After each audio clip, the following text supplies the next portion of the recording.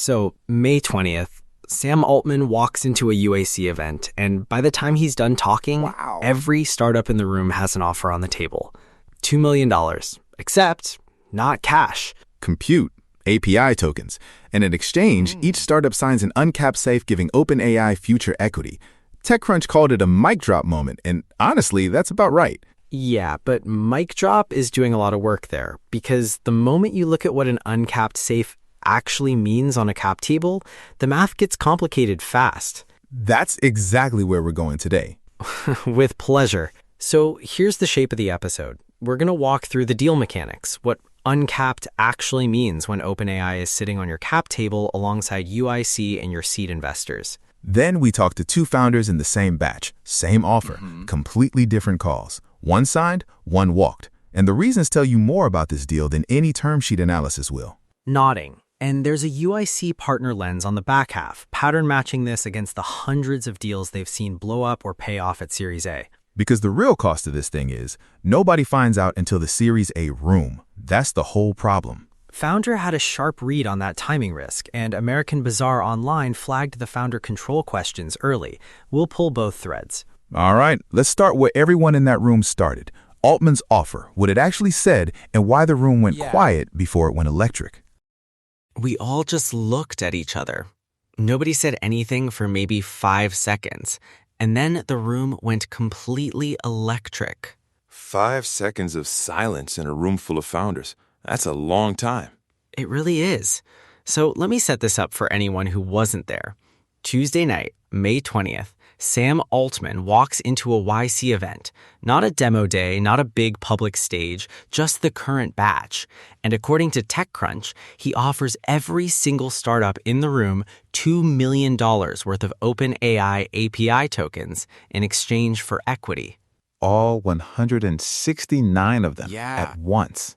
At once. YC partner Tyler Bosme went on X immediately afterwards and called it a mic drop moment, which honestly is earned. So what does $2 million in tokens actually mean in practice? Because cash I understand, tokens are different. Right. So the founder piece on this put it well. We're talking about API credits, compute runway. According to their analysis, that's roughly 12 to 24 months of serious AI infrastructure for most early-stage teams. You don't hire the servers, you don't negotiate a cloud contract, you just build. No cash out of pocket. Nothing. And that's what made it feel like a gift before it felt like a deal. So the room goes quiet, then electric. What was the first instinct before anyone started running numbers? I think the first instinct was pure relief. If you're 6 weeks into your batch, you're burning through whatever YC gave you, you're trying to figure out your AI infrastructure costs, and someone just handed you a year's worth of compute, I mean, the emotional reaction is obvious. Yeah, the math looks clean on the surface. American Bazaar Online flagged a vendor lock-in angle pretty quickly. Critics raised it within hours. But in the room, at that moment, In the room, nobody's thinking vendor lock-in. They're thinking, I can actually build the thing I came here to build. which is exactly when you should be most careful. I've seen this play out. The deals that feel frictionless at signing, those are the ones worth turning over. Because what you signed and what you thought you signed are sometimes two different things. So what did they actually sign? That's the question nobody in that room had fully answered yet. What does an uncapped safe really mean when the person across the table is Sam Altman? So the structure Jared Friedman confirmed to TechCrunch, uncapped safe that converts at the Series A. Walk me through what that actually means for a founder who signed it. Right, so a safe is a promise of future equity. No interest, no maturity date. It just sits there until you raise a priced round. And uncapped means no valuation ceiling. The higher your Series A valuation, the smaller OpenAI's actual bite. Which sounds great, right? On paper, founders want uncapped. The investor bears the valuation risk, not you. And Tom Blonfield, EC partner, basically confirmed that math on X. He framed it as OpenAI exchanging roughly $800 million in compute for about 2% equity across 400 startups. So they're betting on volume. I mean, that's a wild bet, but here's my question. Who in that room was actually modeling that? Nobody. Nobody. You're at an EC event. Altman just did what Tyler Bosme called the mic drop moment, and the vibe is free compute for a year. Your brain goes there first. That's exactly what I've seen happen with term sheets that look clean on the surface. You see the number, you feel the relief, and the structural details just don't land until later. Agreed. The number was real, 2 million in API credits, useful compute, but the equity is the part nobody priced out that night. Okay, so let's actually run it. Uncapped means OpenAI converts at whatever your Series A values the company at. If you raise at 10 million, they get a bigger slice. If you raise at 100 million, They get a smaller slice. The founder who builds fast and raises high actually dilutes OpenAI down. right, which is the founder-friendly read. And Founders Analysis noted this is the most aggressive equity for compute structure any model lab has tried. Most of the coverage called it founder-friendly, and technically, they're not wrong. I mean, I've pushed back a little on that framing. Go. Founder-friendly on paper assumes you're going to raise a big Series A fast. A lot of these companies won't. And the uncapped structure also means there's no floor on OpenAI's stake, no cap protecting anyone in either direction.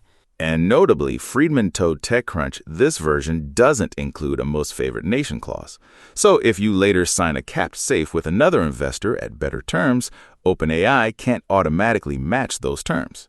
That's actually the one thing that is founder-friendly here. YC's own standard deal includes MFN, So, they gave a little back. Strip the MFN. which is real, but most first-time founders don't even know what MFN means until their lawyer explains it after the fact. That's the honest answer. The math is founder-friendly if you raise well. The problem is, you're signing the deal before you know how you'll raise. Yeah, and that gap between the paper terms and the moment in the room, that's where I think the interesting decisions actually got made. And speaking of decisions made in that room, two founders who were sitting there walked out with completely different answers to the same offer. Two founders, same room, same offer, different answers. And the gap between those answers is where this gets interesting. So walk me through the one who signed. What was the actual tipping point? So she said something I keep coming back to. It wasn't really about the compute. She's got enough runway. What she wanted, and she was pretty clear about this, was that OpenAI name on her cap table before she walks into a Series A pitch. A signal. A signal. She's raising in a market where every deck looks the same. Having a model lab as an investor says something that 2 million in cash doesn't. Okay, but did she run the lock-in math? That's where it got quiet. I asked her directly, what happens if you need to switch providers 18 months from now? And she paused for a while before she answered. What'd she say? She said she'd cross that bridge when she got there. Yeah, that's not a strategy, that's a hope. Founder published an analysis of the actual switching costs on something like this. Their read, moving from one frontier model to another runs about 6 weeks of engineering for a small team, plus another couple weeks of quality regression to close. And that's before you touch pricing risk. OpenAI has moved API prices 6 times in the last 2 years. 6 times. So you're not just locked in architecturally, you can't even forecast your own costs. Right, and none of that shows up in the SAFE document. It shows up in your engineering org chart a year later. Okay, so flip to the founder who passed. What did he see? He was blunter. He'd actually thought about the platform risk question before anyone handed him a term sheet. Meaning the Calacanis thing? He knew that argument. Jason Calacanis posted publicly on X warning founders that, quote, there's a non-zero chance that OpenAI will study exactly what your startup is doing and replicate it into a free offering. Classic platform playbook.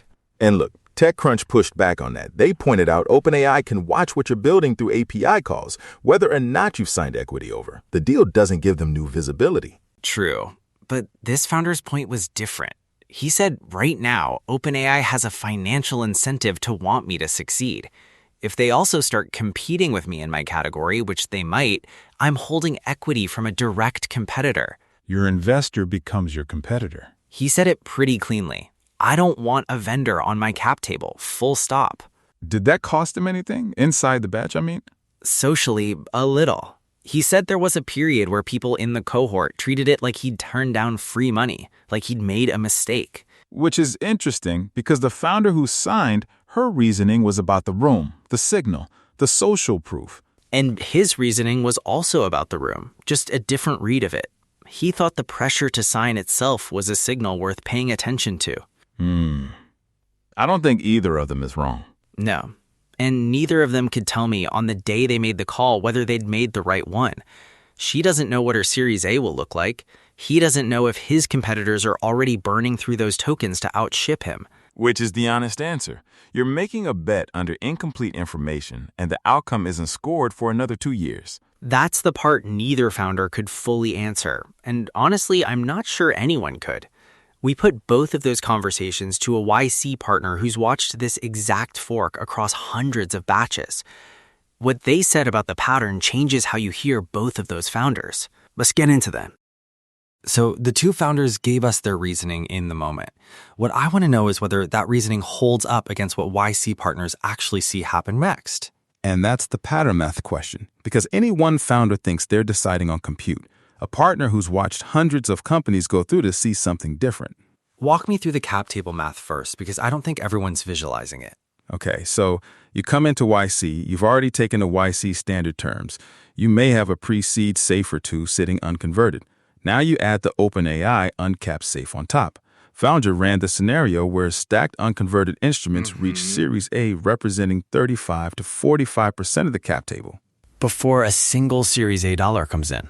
Before a single dollar, and the OpenAI instrument is one more line in that math. Does the Series A timeline change the calculus at all? Dramatically. Founder flagged this specifically. Only 15% of seed-funded startups now reach Series A within 2 years, down from 51%. The uncapped safe converts at a price round that, statistically, most founders won't see on that timeline. So the instrument may just sit there. It sits there, it accumulates, and the longer it sits, the worse the conversion math gets if the company's growing. That's the thing the token-maxxing framing obscures. You're not just deciding on compute.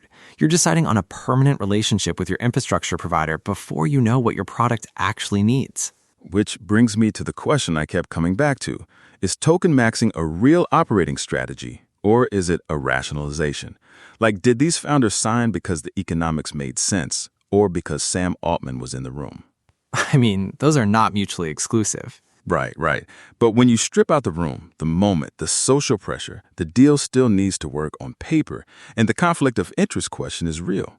YC was advising on a deal that came from its own alumni network. One partner I spoke to put it this way. The signal value the founder mentioned, the OpenAI name on the cap table, that's only worth something if the Series A investor reads it as validation. Some will. Some will read it as vendor dependency. And you won't know until you're in the room.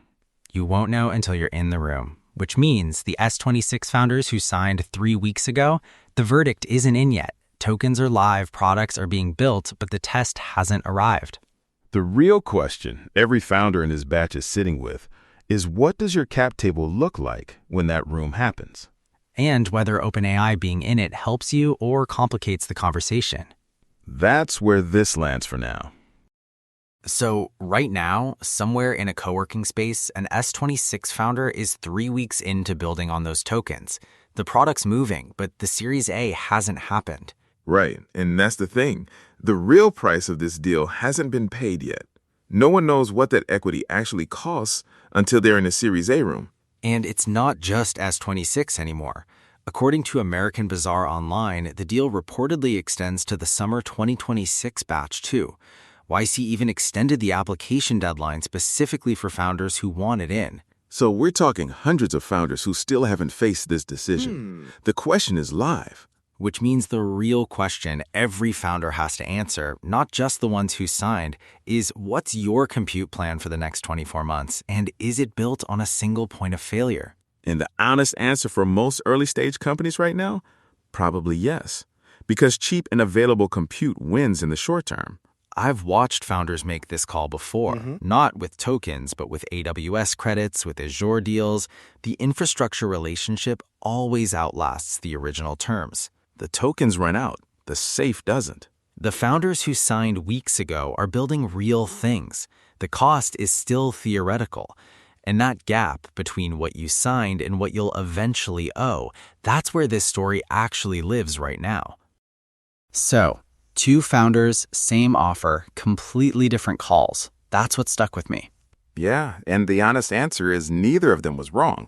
It really does come down to how fast you build and how high you raise. That's the thing about the uncapped safe structure. The math only resolves at Series A.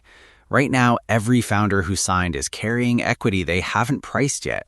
According to Foundra, the offer extends to the summer 2026 batch, so hundreds more founders are about to sit in the same room, same silence, same 5 seconds. 5 seconds before the room went electric. Right. And now they'll have this episode. Wormly, if you know a YC founder in their first year who'd actually tell their story, send them our way. year1@heymatto.com. And if this episode helped you see the deal differently, leave a review. It matters more than you think. Thanks for being here. We'll see you next week. See you then.